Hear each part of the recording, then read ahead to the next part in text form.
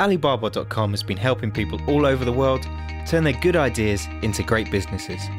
From starting your own business to international trade, buying and selling globally, Alibaba.com can offer a wealth of knowledge and experience to help you unlock your business potential and make it easy for you to do business anywhere.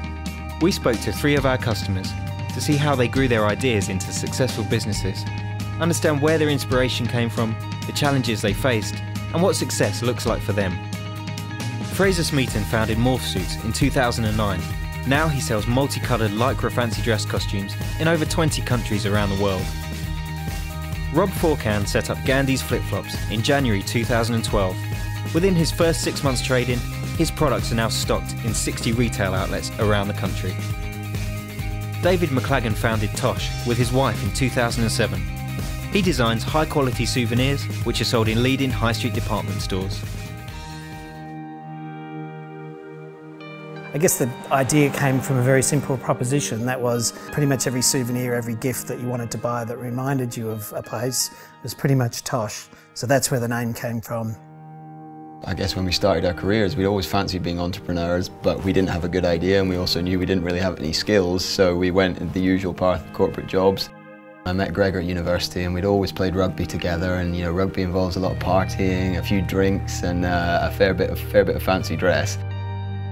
When I was 13, we went on holiday to India. When we came back, our parents asked us if we wanted to leave everything behind. We left the family home that we'd been in for 20 years and just went travelling with no plan. We all had one bag. Whatever we wanted to take, we had to be able to carry it ourselves. We first came across lycra suits when we were on a boys' weekend in Dublin, and one of my buddies turned up in a sort of similar suit, and we were walking down the main street in Dublin, and the reaction he got was incredible.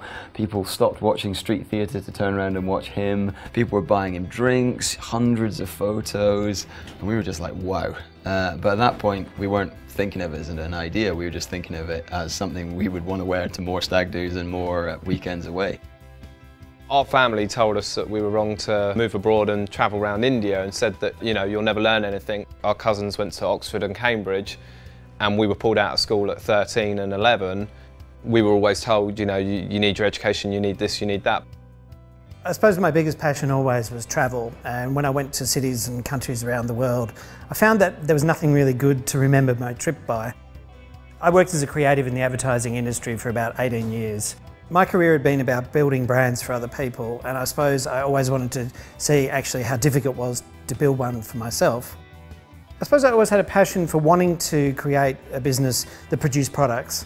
I unfortunately knew not much about that, but the learning curve is very steep. You certainly get to know a lot very quickly.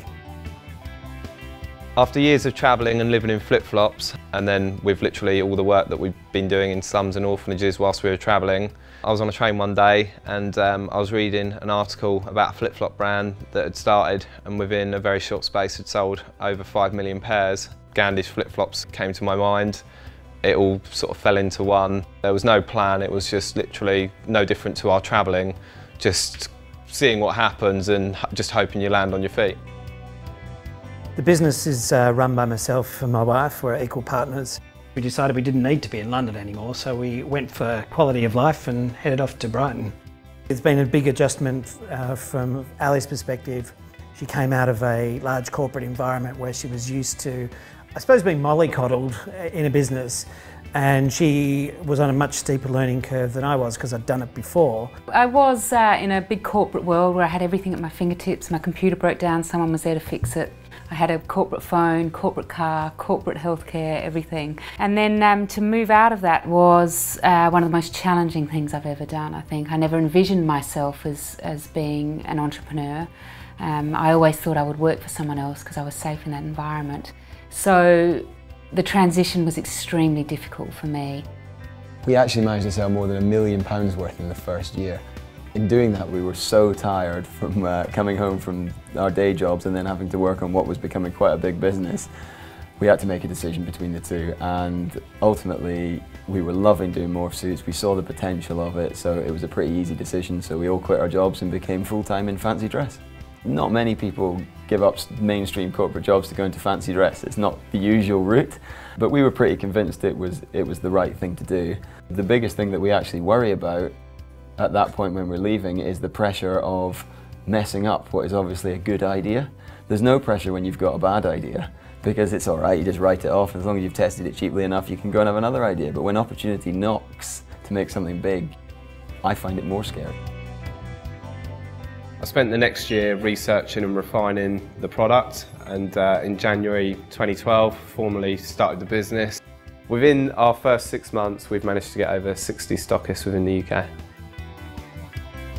We are doing more and more bespoke work with large retailers. We've just finished a very successful range that we did for the Queen's Diamond Jubilee with a large retailer, and we're getting more and more work. We're getting more and more of these customers coming to us asking for bespoke work.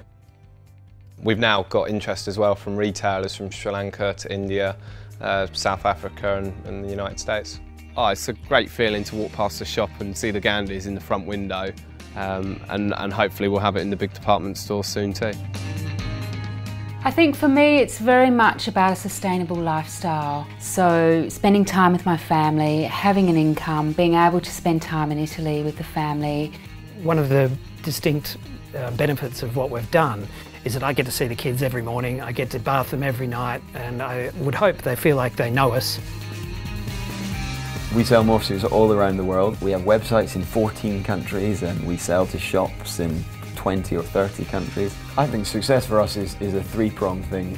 One, working on a business that we love working on. Two, the lifestyle that it brings us, the fact that last week I was at a trade show in Las Vegas where we could mix a few nights out with days working. And point three, the aim is to make a little bit of money out of this and then ultimately enjoy that. Coming up in our next episode, we see how Fraser, Rob and David began to grow their businesses and overcome the challenges of selling to retailers while maintaining their profit margins. See how they took their first steps towards manufacturing and their decision to source their products abroad.